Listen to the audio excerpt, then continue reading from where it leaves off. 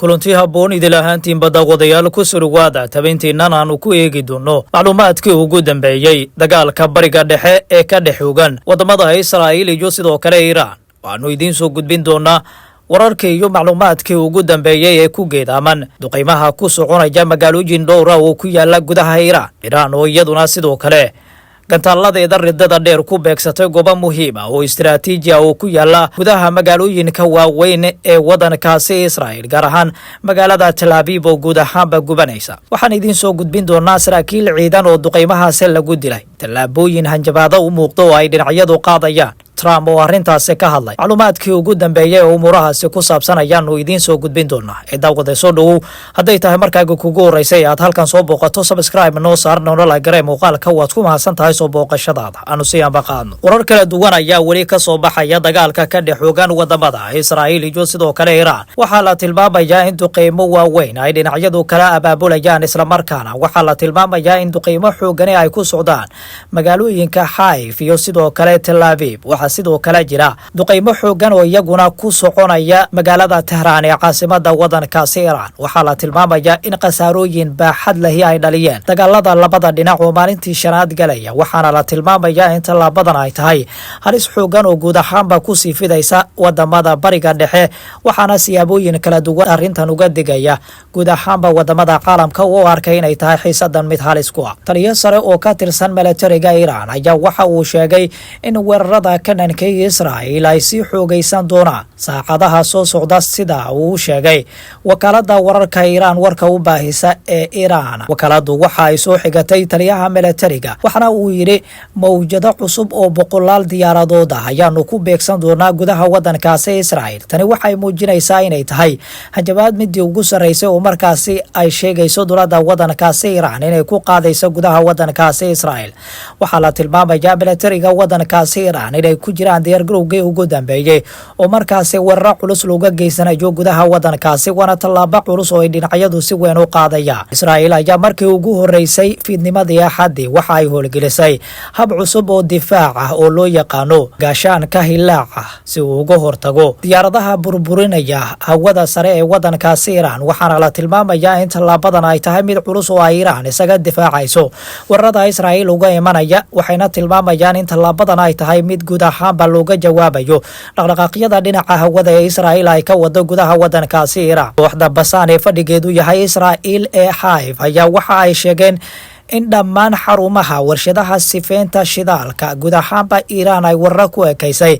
Waxaana la tilmaamayaa in guud ahaanba albaabada loo laabay. Tallaabadaasi waxay u muuqanaysaa mid culus oo ay dowladda waddankaasi Israa'iil ku xakameynayso dhaqdhaqaaqyada Iiraan ay wado sida ay ku waramayso wakaalada wararka ee Reuters. Madaxweynaha Mareykanka Donald J. Trump oo arrintan ka hadlaya waxa uu sheegay in dhammaadka arrintan nuclear-ka ee Iiraan uu yahay halka ugu muhiimsan ee markaasi la gaari karo, waana in Iiraan ay ka tanaasusha ayuu yiri hubkeeda casriga ee nuclear-ka ee ay bacriminayso sida markaasi uu sheegay wargeyska CBS News. Maalintii shanaad xiisada ayaa la tilmaamayaa inay cirka isku sii shareertay ciidamada Israa'iil ayaana waxa ay sheegeen inay dileen madaxii guud ee ciidamada qalabka sida Iiraan. Warbaahinta ayaa waxa ay daaha ka qaaday in Trump uu diyaarinayo hindise markaasi lagu hor istaagayo dagaalka ka dhanka Iiraan ee ay wado Israa'iil. Waxaana la tilmaamayaa in Israa'iil uu ku qasbayo inay qaado tallaabooyin lagu joojinayo guud ahaanba dagaalka ka dhex xaloosan wadamada Iiraan iyo sidoo kale Israa'iil. Tel Aviv waxay u muuqanaysaa guud ahaanba inay horeyso kadib markii gantaalo xoogan ay ku ekeeyeen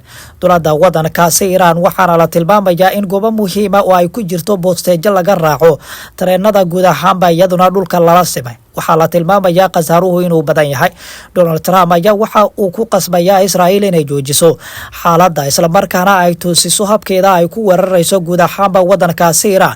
Waxaana uu hoosta ka xariiqay isla markaana uu ku qasbaya Benjamin Netanyahu ra'iisul wasaaraha waddankaasi Israa'iil in guud ahaanba uu hakiyo dhaqdhaqaaqyadiisa iyo xiisadaha uu ka abaabulayo gudaha waddankaasi. Ciidamada Israa'iil ayaa sare u qaaday duqeymaha ay ka geysanayaan magaalooyinka Iiraan halka Iiraanna ay cadaadis xoogan xoogan ku saaraysa dhinaca awoodda difaaca ee dowladda waddankaasi Israa'iil si markaasi loo burburiyo xuubka sare ee markaasi ay ku xirata Israa'iil, taasi oo guud ahaanba lagu difaacayo amniga guud ee hawada Israa'iil. waxaana la tilmaamayaa in guud ahaanba dhowr mar oo hore ay xiratay isla markaana Iiraan guud ahaanba gantaaladeedu ay ka duseen ayna gudaha u galeen gudaha waddankaasi. xiisada labada dal ayaa muddooyinkii ugu dambeeyey waxa ay ahayd mid cirka isku sii shareeraysay. sarkaal sare oo u hadlayay xukuumadda Tehraan ayaa waxa uu hoosta ka xariiqay inay laba jibaari doonaan weerarada dhinaca cirka ee ay ku beegsanayaan saraakiisha muhiimka iyo sidoo kale goobaha milatariga ee ku yaala gudaha waddankaasi Israa'iil. waxa uu sarkaalkan ku nuuxnuuxsaday in muhiimad gooni ah ay Iiraan siinayso in guud ahaanba la qaarijiyo saraakiil muhiim ah oo dowladda waddankaasi Israa'iil ka tirsan, waxaana uu hoosta ka xariiqay markan inay beegsanayaan goobo istiraatiiji ah si ay uga aarsadaan weerarkii jimcihii aynu ka soo gudubnay lagu qaaday gudaha magaalooyinka ku yaala waddankaasi Iiraan, gaar ahaan magaalada Tehraan oo lagu beegsaday saraakiil iyo saynisyahano gaaraya ilaa iyo 20.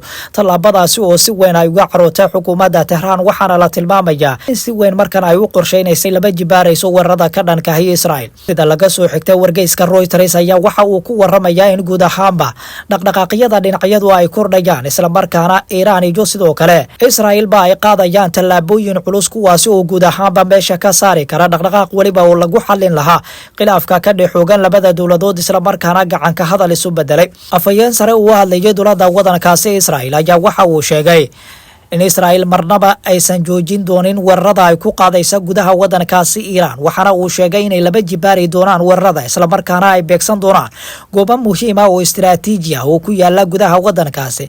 Israa'iil waxa ay si cad u sheegtay markan inay doonayso guud ahaanba inay beegsato goobta lagu bacriminayo hubka casriga ee nuclear-ka ee dowladda waddankaasi Iiraan. waxaa la tilmaamayaa in tallaabadaasi ay ku howlan yihiin sirdoonka dowladda waddankaasi Israa'iil ee Mossad-ka, waxaana la tilmaamayaa Iiraan in guud ahaanba tallaabadaasi ay ka fajigan tahay sida markaasi ay soo warinayaan wakaaladaha Iiraan. wakaalada wararka ee Faris oo soo xiganaysa sarkaal sare oo ka tirsan dowladda Iiraan ayaa waxa ay sheegtay in Iiraan ay markan doonaysa inay iska caabiso dagaal waliba iyo dhaqdhaqaaq waliba oo ka soconaya gudaha waddankeedu, waxaana ay sheegtay in guud ahaanba markan muhiimad gooni ay saaraysa sidii loogu hortagi lahaa dhaqdhaqaaqyada sirdoon ee Mossad-ku ay ka wadaan gudaha waddankooda. waxaana tallaabadan u muuqanaysa in guud ahaanba Israa'iil dhaqdhaqaaqyada ay wado guud ahaanba ay doonayaan inay xakameeyaan si looga hortaga dhaqdhaqaaq waliba oo aanan ka tarjumaynin qarannimada dowladda waddankaasi Iiraan oo si weyn maalmihii ugu dambeeyay uga tarjumaysay awoodeeda milatari ee markaasi ay ku soo bandhigaysa saaxadda caalamka. waxaa la tilmaamayaa in la beegsaday goobo istiraatiiji ah isla markaana ku yaala magaalooyinka Tehraan iyo Tel Aviv, waxaana la tilmaamayaa in dhinacyadu midba midka kasii dambeeya uu ku eedeynayo in markaasi weerarka isaga uu qaaday. waxaase la tilmaamayaa in Maraykanka uu cadaadis ku saarayo in guud ahaanba la hakiyo tallaabooyinka u muuqanaya daandaansiga ee ay dhinacyadu wadaan, waxaana uu Maraykanka ku cadaadinaya in guud ahaanba la hakiyo tallaabo waliba oo aloosi karta in xiisada mar kale ay cirka isku sii shareerto. Maraykanka waxa uu ku dadaalayaa guud ahaanba in markaasi la baajiyo dhaqdhaqaaqyada guud ahaan Iiraan ay ka wado gudaha waddankaasi Israa'iil. waxaase la tilmaamayaa in guud ahaanba wadamada bariga dhexe ay qaadayaan tallaabooyin culus oo markaasi ay dhaqdhaqaaqyadaasi ku doonayaan in lagu hakiyo. diyaaradaha F-35 oo laga leeyahay waddanka Maraykanka ayaa la tilmaamayaa in lagu burburiyey hawada sare ee Tehraan, waxaana la tilmaamayaa tallaabadan inay tahay guul lixaad lahi oo markaasi u soo hoyatay dowladda waddankaasi Iiraan, sida uu ku waramay wargeyska Faris. sidoo kale waxaa jira dhaqdhaqaaqyo xoogan oo markaasi maalmihii ugu dambeeyay siyaabooyin kala duwan ugu waday Maraykanka, isla markaana uu aloosayo xiisada ka dhex aloosan labada dowladood. si toos ah waxa uu barbar istaagan yahay dowladda Iiraan dowladda waddankaasi Israa'iil, waana tallaabo culus oo markaasi dhinacyadu ay sheeda sare ka daawanayaan. dowladaha Turkiga, Masar, Raashka iyo Chinaha ayaa la tilmaamayaa in iyaguna Iiraan ay garab joogaan. waxaase la tilmaamayaa in guud ahaanba aysan si toos ah u soo banbixin, waxaana la tilmaamayaa in guud ahaanba tallaabooyinka ay culus yihiin. Ciraaq iyo Syria ayaa la tilmaamayaa dhankooda in hawadu ay xirteen, isla markaana ay si weyn uga baqanayaan weeraro uga iman kara Israa'iil. tallaabadan waxay u muuqanaysaa mid culus oo isla markaana wadamada bariga dhexe ay u fahmayaan shaxda markaasi Israa'iil ay adeegsanayso ayna ku doonayso inay ku weerarto wadamo dhowr ah. Pakistan waxa ay sheegtay haddii Mareykanka si toos ah uga soo biiro dagaalkan in si toos ah ay u galayaan iyaguna isla markaana ay si toos ah u garab istaagayaan xukuumadda Iran. waxaana ay sheegeen inay qaadi doonaan weerarada kafaara ayna ka shalayn doonto xukuumadda Tel Aviv. waxayna noqonaysaa tallaabo culus oo ay dhinacyadu qaadayaan. maalmihii ugu dambeeyay waxaa siyaabooyin kala duwan u kordhayay weerarada dhinacyadu ay wadaan isla markaana ay ku beegsanayaan xarumaha muhiimka ee keedadka shidaalka iyo sidoo kale goobo istiraatiiji ah. waxaana la tilmaamayaa in guud ahaanba marinkii ugu muhiimsanaa ee dowladaha ay isaga dhoofin jireen shidaalka in guud ahaanba lagu weeraray maraakiib shidaal sida uu halkaasi marayay lana burburiyay. lama yaqaano cidda markaasi burburkaasi geysatay Iran ama kooxda Xuutiyiinta Yemen. waxaana la tilmaamayaa in tallaabadaasi ay u muuqato mid guul ah oo ay dhinacyadu siyaabooyin kala duwan u sheeganayaan. dhaqdhaqaaqyada ayaa maalmihii ugu dambeeyay siyaabooyin kala duwan u baahayay. xukuumadda Tehraanna waxa ay wacad ku maraysaa inay qaadi doonaan weerar kama dambaysa oo lagu ekeenayo fariisimaha ugu muhiimsan ee dowladda wadankaasi Israa'iil ay ku leedahay gudaha wadankeeda. lama soo oga dhaqdhaqaaqyada xoogan iyo halka ay saldhigan doonaan. gudahaan intaas ayaan ku soo ameeraya dawadayaal tan iyo kulan dambe nabadeen.